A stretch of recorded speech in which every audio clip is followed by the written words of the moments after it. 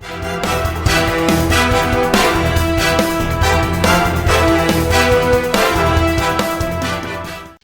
and welcome to the Spy-Fi Guys, where we cover spy fact, spy fiction, and everything in between. I'm Zach.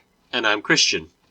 And today we have a preview for you of a Mission Impossible 7 Rumors podcast that we did with some friends. Yeah, so we got to guest star on the Minute Impossible podcast, which covers Mission Impossible films 1 minute at a time. They're currently in their coverage of Mission Impossible 3, and they're on hiatus right now, though. We were also joined by the guys from Mission Impotable, which is a podcast that covers the TV show Mission Impossible. As you may have deduced from all of that, these people are really into Mission Impossible. So if you're into Mission Impossible like Christian is, that's a good place for you to go.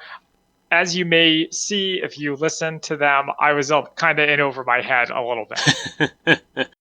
Yeah, so they actually guest starred on Minute Impossible sometime during their coverage of Mission Impossible 2 back in the day. And I can neither confirm nor deny that hosts from either of these shows may appear in episodes of ours in the far future. But, let's just have a listen. So the notable lack on the cast is there's no Jeremy Renner that we know of. No, that we know of. He was in the last one, though, right? No. Yeah, that should be enough for him, right? I mean, the reason he wasn't in the last one because he was filming Endgame and Infinity War. Yeah, and they couldn't have him on standby for a movie that was changing so much script-wise. Yeah. Mm-hmm. And I know that Jeremy Renner, I don't know. I think there is a possibility Jeremy Renner could be in this one because in all the reviews in all the interviews they have talked to McQuarrie about it, they have just said like anybody who is alive or isn't alive is fair game to be in this movie. Isn't alive? Anyone who isn't alive is. I mean, like Jim Phelps. Did I just hear that? Talked about Alec Baldwin and Henry Cavill like coming back. He's like, they could come back. We could always have flashbacks. That's true.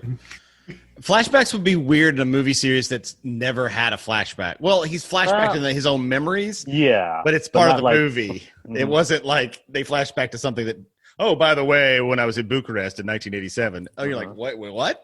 Or Budapest.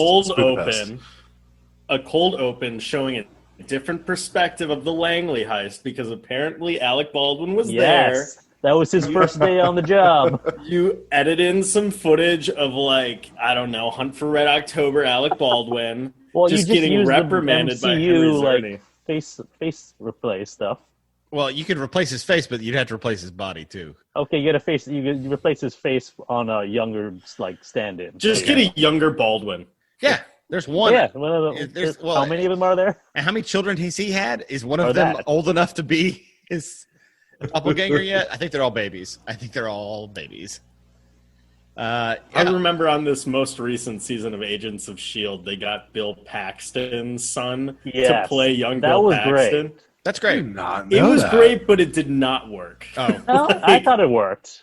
I thought the energy was similar. Well, he was not as good an actor as Bill Paxton. I don't know. It was kind of like when they have that one guy with really outlandish Joker-like features being young Jack Nicholson in Batman 1989. I bought that, but I haven't seen that in a while, actually. It doesn't work, but it's fun. Yeah. That's like what's his face from help me, Boardwalk Empire. The guy that got to get choked. Yeah, his kid was in Mandalorian. Mm-hmm. The one that no one liked, the bounty hunter that badmouthed the production afterwards. Oh yeah, he was Will's boyfriend at the end of the seasons of Will and Grace. Help me. He always plays a tough guy. Really? Italian tough guy. Blanking out on this. Yeah, help me. No help. So someone's yelling at the universe about this. Somebody's yelling into their Spotify right now. Yeah. Now I'm looking like a crazy person on a city bus in a mask, just being like, "No!" Oh, Bobby Cannavale. Okay, that's who it was. There are so many different ones you could have said for that. Bobby C. The douchebag who isn't a douchebag, who's a cop dad in Ant-Man. I don't know. Yeah. Okay. Sure. Oh, right. Yeah. He's obscenely nice in that movie. You're like, you should be a dick, but no, you're just a good guy. Yeah. Yeah. There was no bad guy in that movie other than the bad guy. Like, there's no like, oh, the dick. I think that's how it works for most movies. Oh, no. Sometimes there are. No. There's shit. I've seen the Sex and the City movies. All those women are nightmares. They're I watch a bunch of terrible horror for another podcast I do. Trust me, there are plenty of bad guys in movies. We're not the bad guys. So right now, we don't know exactly who's going to be the bad guy in this movie. Nope. All right. We know that it's S.A. Morales and possibly Haley Atwell. Oh, yeah. But do we know it? Oh, go ahead. No, go on. Do we know if what's-his-face from the last two movies was going to be back? Here we go again. What's his face? Solomon Lane, yes. Yeah.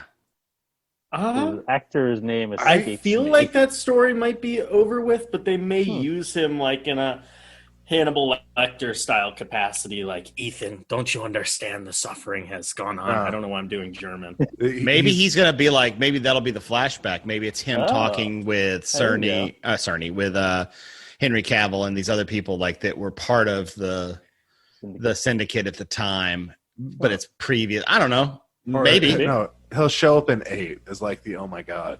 All right. Well, let's talk about the shooting schedule. We know they've started. There's been lots of stuff that's happened. We're still in the pandemic, obviously. So when this is being recorded, if you watch it, listen to it in the future. So they started recording. Where did they first start shooting the movie? They started shooting in Norway on September 6th. Ooh, got dates. I got dates. After how long did they postpone the initial shooting? They were on the ground, or at least not everyone. Peg, I think, was on the ground in Venice, and so was Macquarie. Yeah, in March, then it got shut down. I think it was a good 7 months that they put it on hiatus. Okay. No, does that?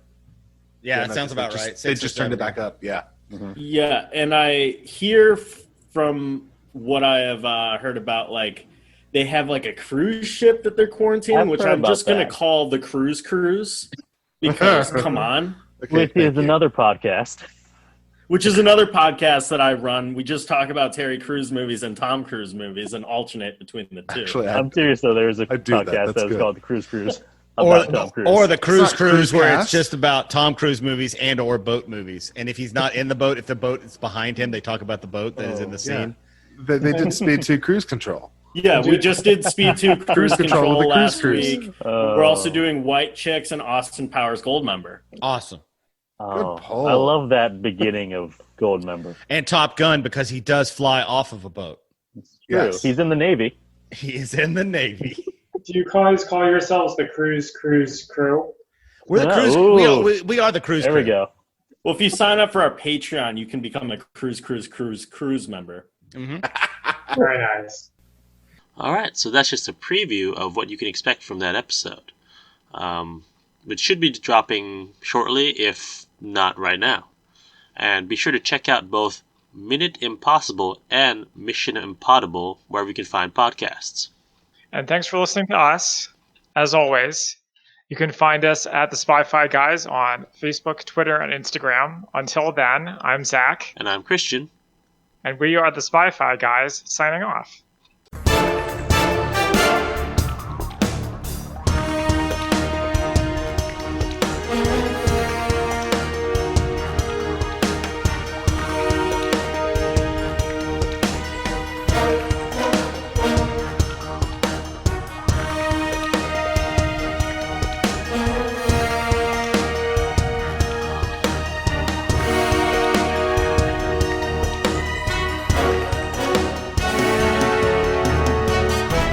Thank you for listening to the Spy-Fi Guys. If you enjoyed our podcast, please be sure to give us a 5-star rating on iTunes. The theme song from this podcast is Mistake the Getaway by Kevin MacLeod from Incompetech.com, licensed under Creative Commons by Attribution 3.0. Films, books, and television shows reviewed by our podcast are the intellectual property of their respective copyright holders, and no infringement is intended.